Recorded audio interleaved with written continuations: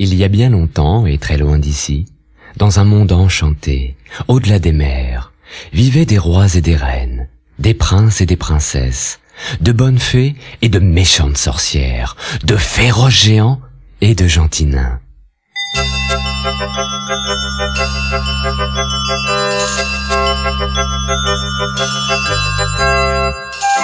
Ouvre ton album, écoute bien et rejoins toi aussi le monde magique d'Il était une fois.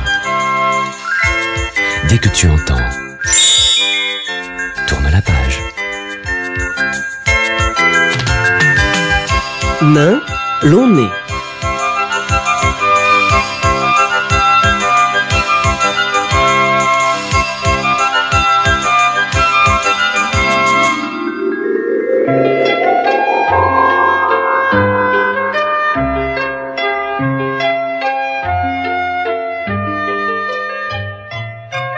Il était une fois un petit garçon de 12 ans, futé, rieur et malicieux. Il s'appelait Jacob. Son papa était cordonnier et sa maman vendeuse des 4 saisons. Elle vendait des fruits, des légumes et toutes sortes d'herbes aromatiques sur les marchés et dans les rues. Jacob, qui était très serviable, donnait souvent un coup de main à sa maman. Or, un beau matin, une horrible vieille femme s'approcha de l'étal de Jacob en boitant. Elle était toute bossue et avait un long nez crochu. « Je cherche des herbes aromatiques pour faire une soupe. Qu'as-tu à me proposer, jeune homme ?» demanda-t-elle à Jacob d'une voix éraillée. Jacob, un peu inquiet, lui répondit. Je n'ai pas d'herbe aujourd'hui. Si vous n'avez pas l'intention d'acheter des légumes, ne perdez pas votre temps chez moi. Et allez-vous-en. Vous faites peur à tout le monde. Bien, bien, jeune homme, fit la vieille. Je vais acheter 5 choux. Mais tu vois que je suis vieille et faible. Veux-tu mettre les choux dans mon panier et les porter jusque chez moi? Jacob prit le panier et suivit la vieille femme. Ils arrivèrent bientôt devant une petite maison à l'aspect minable. « Entrons !» dit la vieille.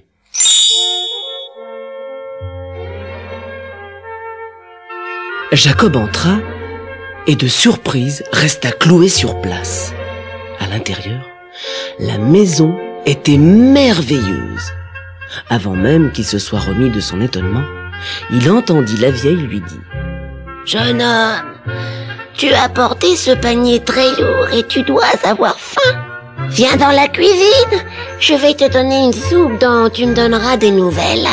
Je parie que tu n'as jamais rien mangé d'aussi délicieux. » Jacob, intrigué, s'assit à table et la vieille lui apporta de la soupe dans une assiette en argent. Quel régal! Jamais Jacob n'avait goûté une soupe aussi bonne. Elle avait un parfum étrange d'herbes et d'épices odorantes. Mais plus il mangeait, plus il sentait ses membres s'engourdir. Et quand il eut avalé la dernière cuillerée, il s'endormit sur la table. Il fit alors un rêve étrange. La cuisine était envahie d'écureuils qui travaillaient. Les uns faisaient la vaisselle, ils portaient de drôles de pantalons et des petits chapeaux verts. Les autres, en tablier blanc, préparaient la soupe. Tous bavardaient joyeusement en travaillant. Puis Jacob fit un autre rêve. Il était chef cuisinier chez la vieille femme.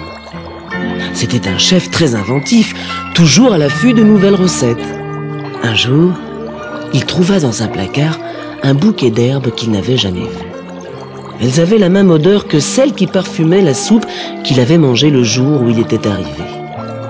C'est en humant leur parfum que Jacob se réveilla. « Voilà le rêve le plus bizarre que j'ai jamais fait, » murmura-t-il. « Comme il m'a semblé long.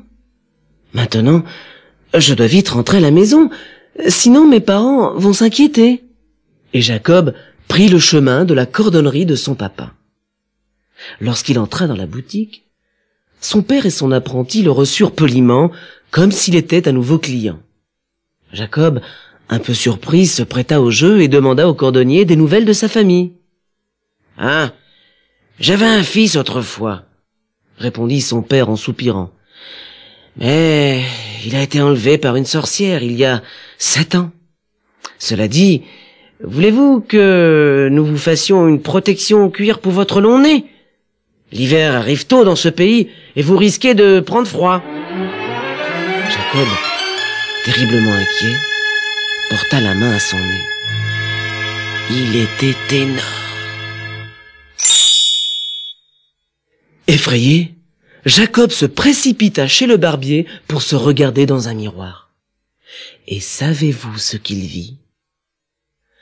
Un affreux petit nain avec un nez immense. Il était si bouleversé qu'il faillit tomber à la renverse. Il comprit soudain qu'il n'avait pas rêvé. La vieille femme lui avait jeté un sort et il avait vraiment travaillé chez elle pendant 7 longues années. Il lui vint alors une idée. Il savait que le duc de Boravie aimait la bonne cuisine et avait à son service les meilleurs cuisiniers du pays.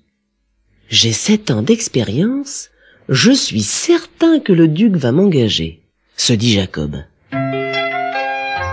Ragaillardi par cette idée, il se mit en route pour le château du duc.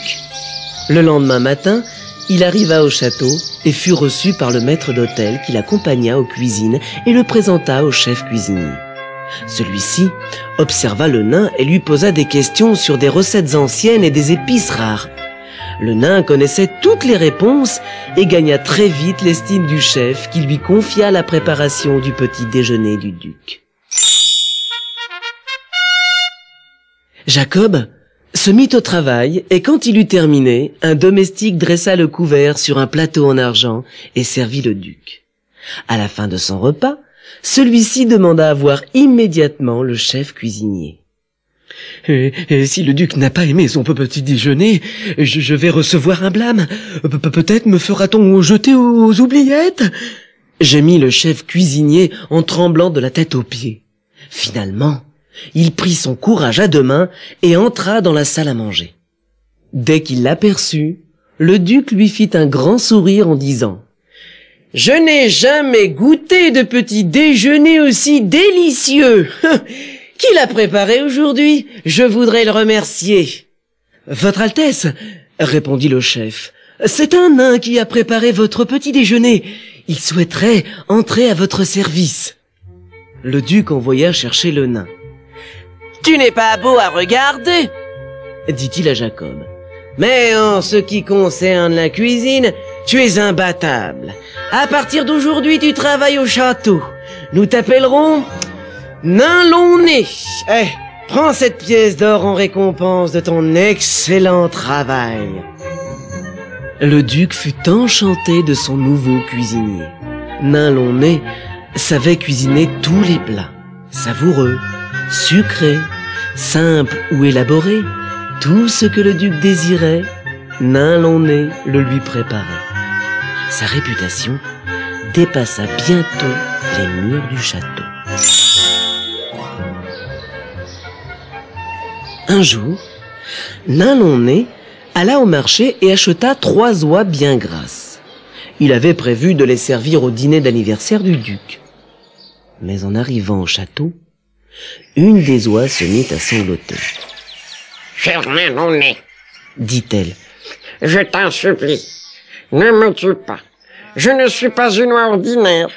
Je m'appelle Mimi et je suis une jeune fille à laquelle une sorcière a jeté un mauvais sort. » Le nain la réconforta. « Ne t'inquiète pas, petite Mimi, je vais construire une cage dans ma chambre et tu pourras y vivre sans crainte. » Il eut aussi pitié des 2 autres oies et il les laissa partir. Lorsqu'ils furent dans la chambre du nain, Mimi lui raconta son histoire. « Je suis la fille d'un magicien qui s'est disputé avec une sorcière.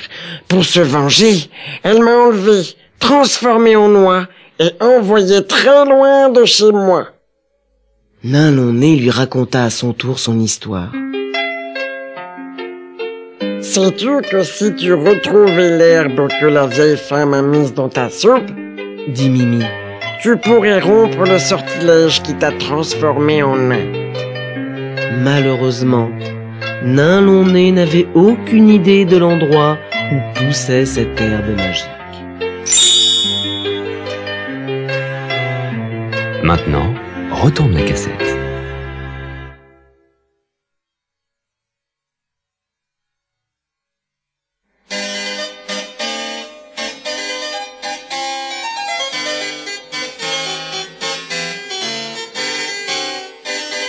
Quelques jours plus tard, le prince d'une contrée voisine rendit visite au duc qui, pour éblouir son invité, demanda à Nain Long Nez de préparer ses meilleures recettes.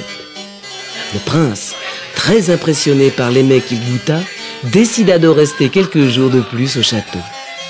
Le 15e jour, il dit au duc: Votre cuisinier Nain Long Nez a vraiment beaucoup d'imagination. Pourtant, je n'ai pas eu le plaisir de goûter mon plat favori, la tarte boravienne. Je m'étonne que l'on ne m'ait pas proposé ce plat si populaire.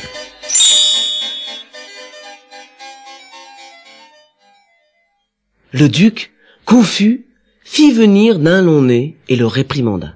« Tu n'as pas encore servi de tarte boravienne. Pourquoi? Tu ne sais pas la faire ?» Le nain n'avait jamais entendu parler de cette recette, mais il ne montra pas son embarras et répondit: « Un des domestiques m'a dit que c'était le plat favori du prince. J'avais donc pensé le servir le dernier jour, lors d'un banquet spécial. » Le duc fut satisfait de cette réponse et ordonna à Nain Long Nez de préparer une tarte boravienne pour le lendemain. Lorsque Nain Long Nez rentra dans sa chambre, Mimi s'aperçut immédiatement que quelque chose n'allait pas. « Cher Nain Long Nez, tu as l'air inquiet. Que se passe-t-il » demanda-t-elle. « Le duc veut que je prépare une tarte boravienne, » répondit le nain. « Mais je n'en ai jamais entendu parler. Que vais-je faire? Oh, je crains que ma dernière heure n'ait sonné. » « Rassure-toi, » s'écria Mimi. « À la maison, nous mangions très souvent de la tarte boravienne. Je connais la recette, tu verras, elle est très facile. » Nain Long Nez se sentit soulagé d'un énorme poids. Il était sauvé. Le lendemain, il se réveilla à l'aube afin de préparer un grand banquet dont la tarte boravienne constituait le plat principal. Lorsqu'elle sortit du four, les domestiques la portèrent en grande pompe dans la salle à manger. Le prince en prit une bouchée. Tout le monde l'observait, priant pour qu'il trouvât la tarte à son goût. Après un long moment, il hurla: « Cette tarte est bien meilleure chez moi! Ce n'est pas la vraie recette !»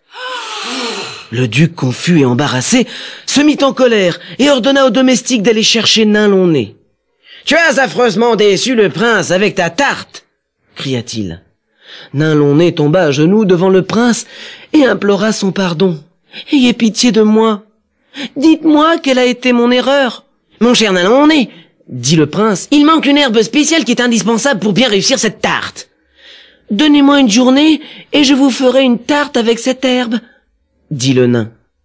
Le duc acquiesça et le laissa partir en disant: « Si tu ne réussis pas à faire la tarte que le prince souhaite, tu auras la tête coupée. »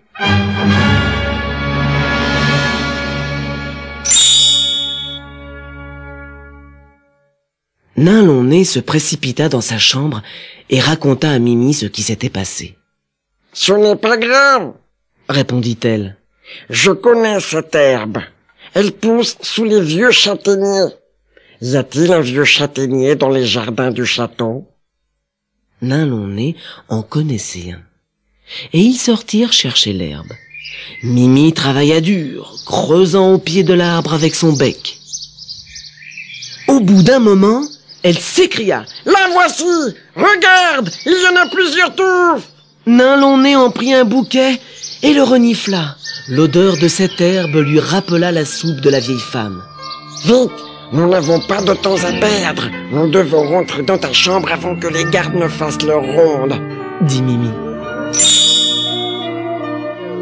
De retour dans sa chambre, Nain Long Nez se mit à humer l'herbe encore et encore, prenant de longues inspirations. Il se mit soudain à grandir. grandir, grandir. Et plus il grandissait, plus son nez rapetissait. Mimi poussait des petits cris de joie. Alors Jacob lui dit: « Je te dois tout, Mimi. Maintenant que je suis devenu un jeune homme sain et fort, il faut que je fasse quelque chose pour toi.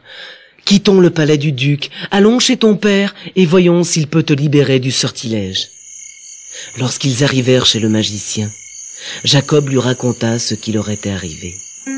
Ému jusqu'aux larmes, le magicien le remercia et dit à sa fille: « La sorcière m'a dit que je ne pourrais rompre son sortilège que si un beau jeune homme tombait amoureux de toi. » Il avait bien remarqué que Jacob et Mimi s'aimaient déjà profondément. Alors, il prononça une formule magique et Mimi redevint la jolie jeune fille qu'elle était autrefois. Un soir, pendant que les parents de Jacob dînaient, quelqu'un frappa à la porte. La mère alla ouvrir et vit un beau jeune homme souriant. Elle reconnut immédiatement son fils et l'embrassa tendrement, riant et pleurant à la fois. Son père aussi se précipita pour l'embrasser, les larmes aux yeux. Jacob leur présenta sa future femme Mimi et leur annonça son intention de s'installer en ville. Jacob et Mimi achetèrent une auberge où les talents de cuisinier de Jacob attirèrent une nombreuse clientèle. Les gens vinrent des 4 coins du pays pour savourer cette délicieuse cuisine et il devint bientôt le cuisinier le plus célèbre du royaume. Il épousa Mimi et ils vécurent heureux pendant de longues années.